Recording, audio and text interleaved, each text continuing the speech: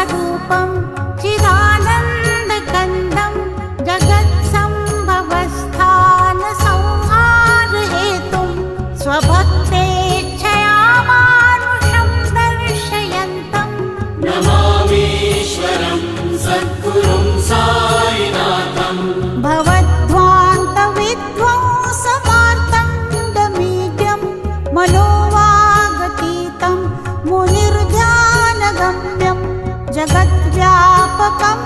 निर्मलं निर्गुणं त्वां नमामीश्वरं सद्गुरुं